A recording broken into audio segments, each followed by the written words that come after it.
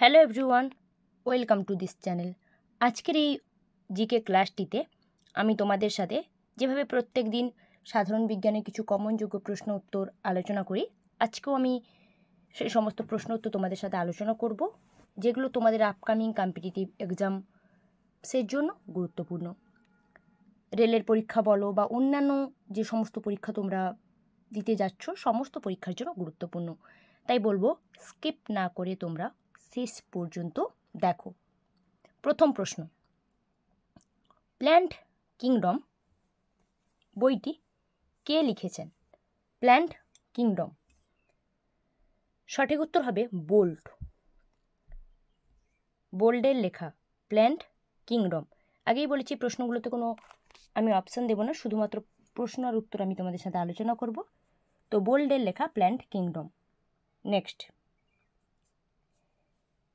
সমগ্র পুষ্পমঞ্জরি ফল সৃষ্টি করলে তাকে কি বলে?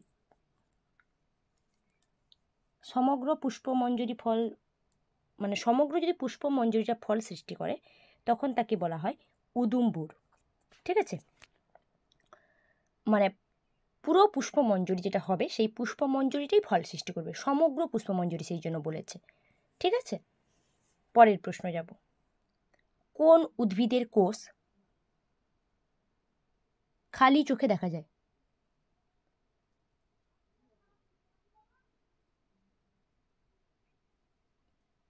কোন উদ্ভিদের কোষ? সঠিক উত্তর অ্যাসিটাবুলারিয়া। অ্যাসিটাবুলারিয়া, যার কোষ খালি চোখে দেখা যায়। নেক্সট, ডিএনএ কথাটির নামকরণ করেন কোন বিজ্ঞানী?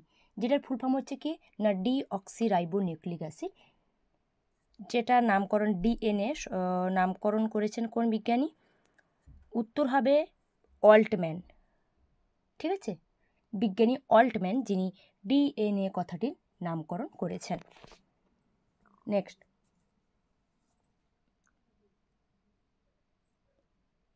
কোন উদ্ভিদের ক্ষেত্রে শরৎকালে ফুলের পরিস্ফুরণ ঘটে? শরৎকালে ফুলের পরিস্ফুরণ ঘটে কোন উদ্ভিদের ক্ষেত্রে, বা কী ধরনের উদ্ভিদের ক্ষেত্রে শরৎকালে ফুলের পরিস্ফুরণ ঘটে? উত্তর হবে হ্রস্বদিবা উদ্ভিদ। যে সমস্ত উদ্ভিদ হ্রস্বদিবা হয়, হ্রস্বদিবা উদ্ভিদ মানে কি বুঝতেই পেরেছো নিশ্চয়ই। তো এই হ্রস্বদিবা উদ্ভিদে শরৎকালে ফুলের পরিস্ফুরণ ঘটে। পরের প্রশ্ন, ফাইকোসায়ানিন সালোক সংশ্লেষে কি কাজ করে? ফাইকোসায়ানিন সালোক সংশ্লেষের ক্ষেত্রে কি কাজ করে বা কি ভূমিকা পালন করছে ফাইকোসায়ানিন? সঠিক উত্তর কি হবে না রঞ্জক। কি রঞ্জক? না সহকারী রঞ্জক। ঠিক আছে, সালোক সংশ্লেষের সহকারী রঞ্জক হচ্ছে তোমার ফাইকোসায়ানিন। নেক্সট, সারাদিনের উৎপন্ন লালা রসের পরিমাণ কত? মানুষের শরীরে সারাদিনে উৎপন্ন লালা রসের পরিমাণ কত জানতে চেয়েছে। উত্তর কী হবে দেখে নেব। আগেই বলেছি অপশান নেই। উত্তর হচ্ছে তোমার 1200 থেকে 1500 মিলিলিটার। ঠিক আছে, 1200 থেকে 1500 মিলিলিটার লালা রস সারাদিনে উৎপন্ন হয় মানুষের শরীরে। নেক্সট, ফুসফুসে কয়লা জাতীয় কার্বন প্রবেশ করলে কি রোগ হয়?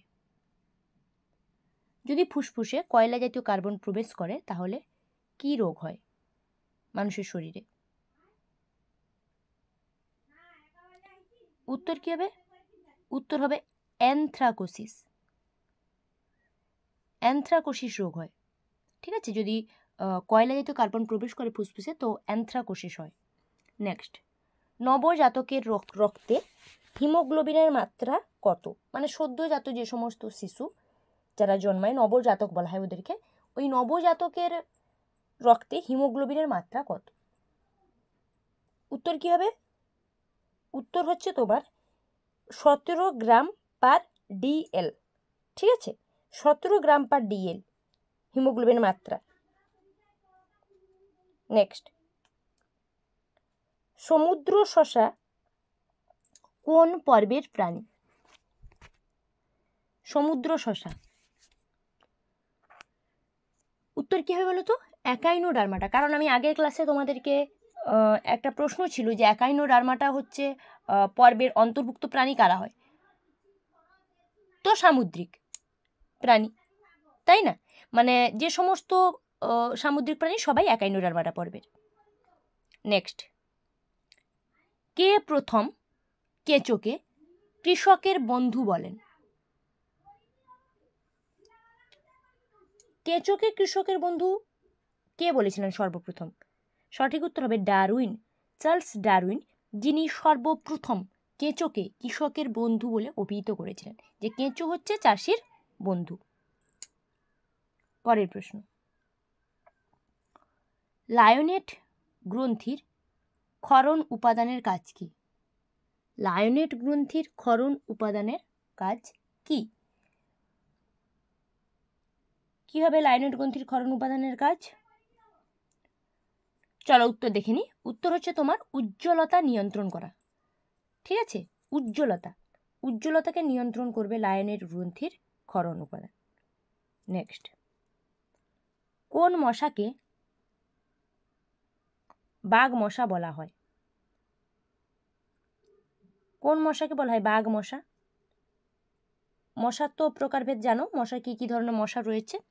উত্তর হবে তোমার এডিস মশা। এডিস মশাকে কি বলা হয় না বাঘ মশা বলা হয়, বা টাইগার মস্কুইটো। ঠিক আছে, যেটা হচ্ছে এডিস মশা। নেক্সট, পচা বস্তু থেকে জীব সৃষ্টি, এই ভ্রান্ত ধারণার প্রতিবাদ কে করেন? একটা ভ্রান্ত বা ভুল ধারণা কি ছিল না পচা বস্তু থেকে জীবের সৃষ্টি হয়। তো এই ভ্রান্ত ধারণার প্রতিবাদ কে করেছিলেন সর্বপ্রথম? এটা ভুল ধারণা বলে প্রতিবাদ করেছিলেন, তিনি হচ্ছেন অ্যারিস্টটল। ঠিক আছে, দার্শনিক অ্যারিস্টটল, যিনি পচা বস্তু থেকে জীব সৃষ্টি এই ভ্রান্ত ধারণার প্রতিবাদ করেন। নেক্সট,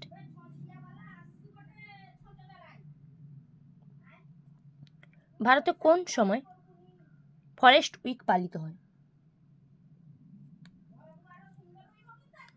ফরেস্ট উইক কোন সময়, ভারতের কোন সময় ফরেস্ট উইক পালিত হয়? কোন সময় না 2রা থেকে 8 অক্টোবর। ঠিক আছে, এই উইকটাতে, এই সপ্তাহটা যেটা হচ্ছে ফরেস্ট উইক পালিত হয় 2রা থেকে 8 অক্টোবর। ঠিক আছে,